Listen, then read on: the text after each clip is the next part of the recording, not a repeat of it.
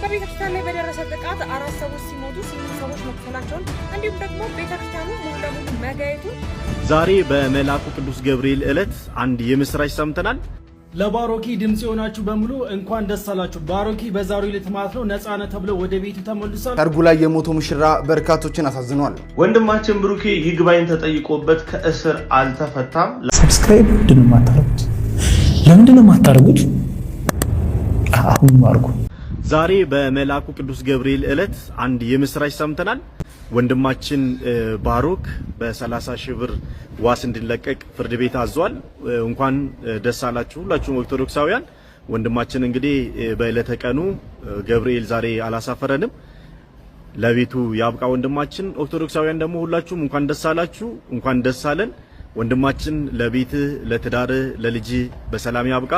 ወንድማችን ብሩኬ ይግባኝ ተጠይቆበት ከእስር አልተፈታም። ላለፉት 12 ቀናት ያለ ወንጀሉ ያለ ጥፋቱ የታሰረው ወንድማችን ፍትህ አልባው ጉዞ እንግዲህ ቀጥሏል ማለት ነው። ዛሬ መስከረም 19 ቀን ፍርድ ቤት ቀርቦ ነበረ። በዕለተ ቅዱስ ገብርኤል በ30 ሺህ ብር ዋስ ተለቆ የነበረ ሲሆን ነገር ግን ይግባኝ በድጋሚ ተጠይቆበታል ማለት ነው። እግዚአብሔር የወደደውን ያደርጋል።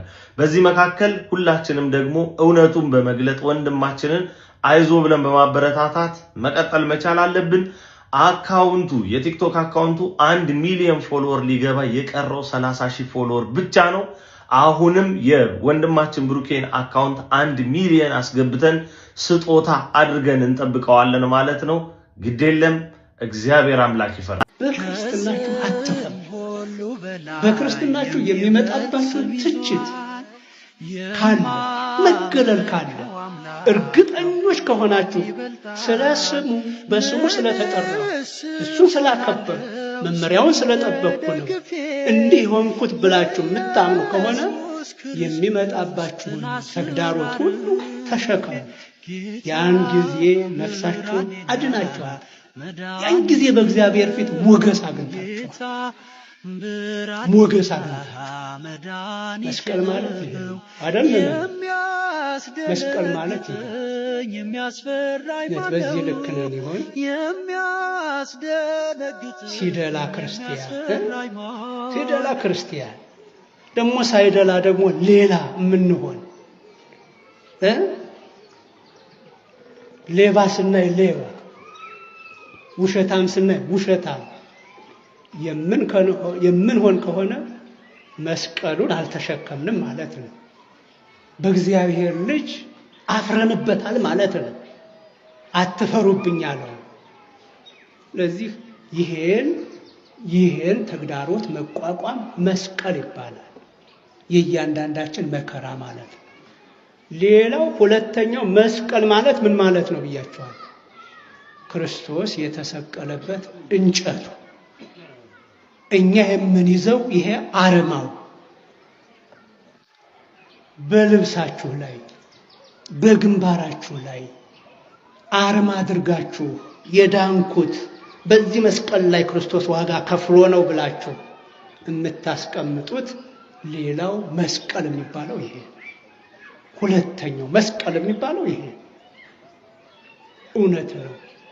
ይሄም በእምነት አይን የሚታይ ነው። በእምነት አይን ለማያይ ሁሉ ይሄ እንጨት ነው። ዝም ብለው ግንድ ተሸክመው ይዞራሉ እንባል ይሆናል፣ ትባሉ ይሆናል። መስቀሉን አርማ ስታደርጉት ተሳስታችሁ ይሆናል፣ እንደ ተሳሳታችሁ ይታሰብ ይሆናል። መስቀሉ ግሸን ላይ ነው በረከት ላግኝ ብላችሁ ስትሄዱ እሚተች ይኖራል። በእምነት አይን የማያይ ልብ በሉ፣ በእምነት አይን የማያይ ስተት አይደለም። አባቶቻችን መስቀሉን ስዕሉን እንድንጠቀምበት ሲያዘጋጁ ከክርስቶስ እየነጠሉን አይደለም። ክርስቶስን የማወቅ ክርስቶስን የመረዳት ክርስቶስን የማመን መገለጫዎች ናቸው እነዚህ እንጂ ክርስቶስን እያዘናጋን እንዳይመስላችሁ። ክርስቶስን መስቀሉ ይተካል ብለንም አይደለም፣ ስዕሉ ይተካል ብለንም አይደለም። በእምነት አይን ማየት ሲያቀተን ግን ጸበል መጠጣት ይከብደናል። በቤተክርስቲያን ላይ በደረሰ ጥቃት 4 ሰዎች ሲሞቱ 8 ሰዎች መቁሰላቸውን እንዲሁም ደግሞ ቤተክርስቲያኑ ሙሉ ለሙሉ መጋየቱን አሜሪካ ሚቺጋን ግራንድ ብላንክ በተሰኘ አካባቢ ላይ በኢየሱስ ቤተክርስቲያን ላይ በተፈጸመ ጥቃት እንደሆነም ተነግሯል ማለት ነው። ጥቃቱንም የፈጸመው ይህ ከጀርባ የምትመለከቱት ግለሰብ ሲሆን 40 ዓመቱ ነው። ስሙም ያዕቆብ ቶማስ ሳምፎርድ እንደሚባልና የሚሊተሪ ታሪክ ያለው ሲሆን ይህን ነገር ለማድረግ የተለየ ሀሳብ እንዲሁም ደግሞ ተልዕኮ መኖሩ ምንም ማረጋገጫ አልተገኘም ተብሏል። ይህም ግለሰብ የመኪና ግቢውን በመኪና ገንጥሎ በመግባት አካባቢው ላይ የሚገኙ ሰዎችን በተኩስ እሩምታ ከፍቶባቸው በርካታ ያሉ ሰዎች ላይ እንደተኮሰና 4 ሰዎች መሞታቸው እንዲሁም ደግሞ 8 ሰዎች ላይ ጥቃት መድረሱንም ተነግረዋል ማለት ነው። የአካባቢ ፖሊስም እንግዲህ የሞቱት ሰዎች እነዚህ ብቻ ላይሆኑ ይችላሉ፣ በተቃጠለው ቤተክርስቲያን ውስጥም እንግዲህ በርካታ ሰዎች ሊገኙ ይችላሉ፣ የብዙ ሰዎች አድራሻ እንደጠፋም ተነግሯል ማለት ነው። በአዲስ መረጃ ምሳሌ ፕላስ ምልክቷን የተጫነችው ቤተሰቡ ነው። መልካም ቀን። ሰርጉ ላይ የሞተው ሙሽራ በርካቶችን አሳዝኗል። ከላይ የምትመለከቱት አሽረፍ አቡ ሀከም የተባለ ግብፃዊ ሙሽራ ከሙሽሪት ጋር በደስታ እየጨፈረና በሙዚቃ ታጅቦ ሳለ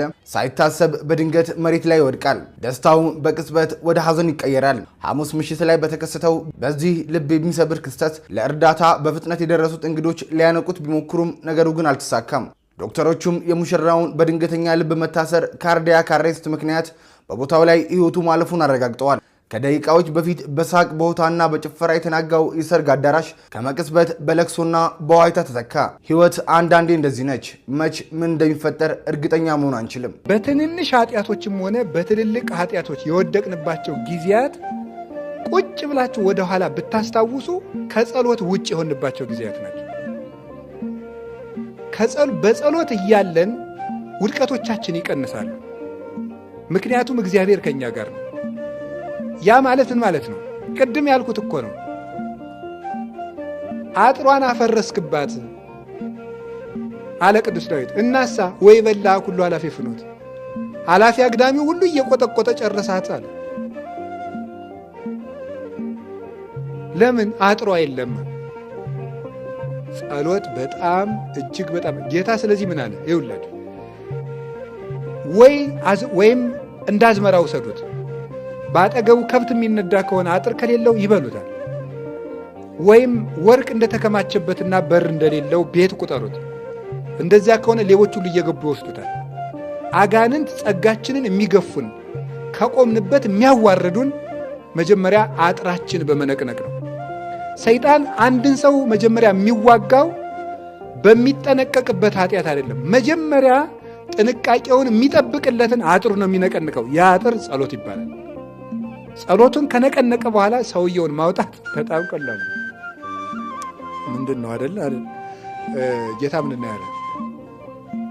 ማንም ሰው የኃያልን ሰው ቤት ገብቶ መበርበር አይችልም። ለመይ ቀደማ ሲሮቱ ለኃያል ኃያሉን ሰው መጀመሪያ ካላሰረው ከዚያ በኋላ የኃያሉን ሰው ቤት መበርበር አይችልም ብሏል። ልብ በሉ። ዲያብሎስ እጅና እግራችንን ካላሰረ የእኛን ጸጋ መውሰድ አይችልም። የሚወስደው መጀመሪያ እንዳንጸልይ ማሰልቸት፣ ማፏሸግ፣ እንቅልፍ ማለት፣ እንባ ጦሽ ማድረግ፣ እግርን ማሻረብ፣ ማቅመድመድ፣ ስቅት ማድረግ፣ ቅንድብን ማክበድ፣ ሐሳብን አምጥቶ ልብን በሙሉ ክፍልፍል አድርጎ መጨረስ፣ ሰልችቶ እንድናቆመው ነው። አጥሩን አፈረሰ ማለት። ከዚያ በኋላስ እንደፈለገ ሀብታችን እየወሰደ መሸጥ፣ ጸጋችን በሙሉ ማባከን፣ እኛን ማጥፋት ይችላል። ስለዚህ እግዚአብሔር ቤተሰቦች ከምንም በፊት ለጸሎት ቅድሚያ ነስ። ስለዚህ ሐዋርያት ምን አላቸው? ልብ በሉ። እንዲህ ምን ብላችሁ ነበረ? ኢትደዩ ባሕርክሙ ቅድመ ኀይሩ፣ ዕንቋችሁን በምን ፊት አትጣሉ ነው ያላቸው። በእሪያ ፊት ምን አትበሉት? አትጣሉት በሉ። የሐዋርያት ዕንቁ ማን ነው? አቤት! ይህንን ዕንቁ በእሪያ ፊት ሲጥሉት ልብ በሉ።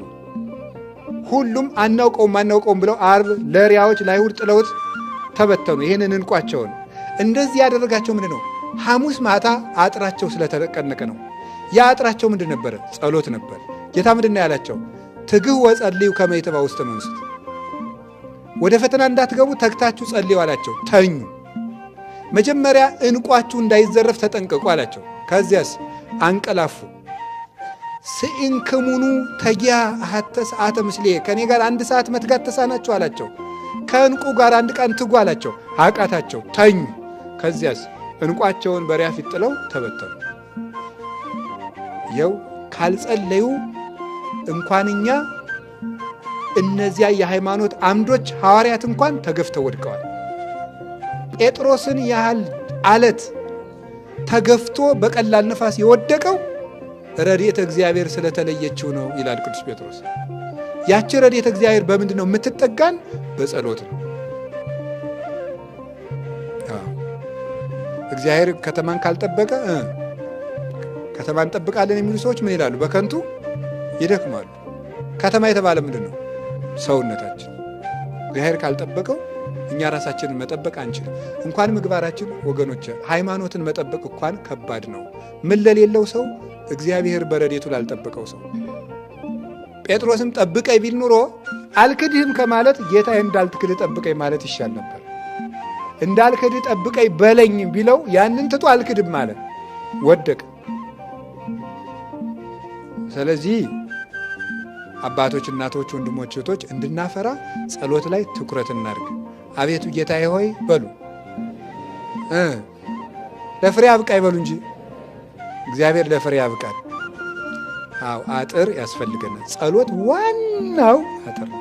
ቢሰለቻችሁም ባይጥማችሁም ቢመራችሁም እንቅልፍ ቢላችሁም ሐሳባችሁ ቢበተንም ምን ቢልም እንደውም አንዳንድ ጊዜ ደና ውለን ደና ያደርነው ሰዎች የጸሎት መጽሐፉን ስንይዘው ኃጢአቶቻችን ሁሉ እንደ መስታወት ይመጣሉ፣ ይዋጉናል።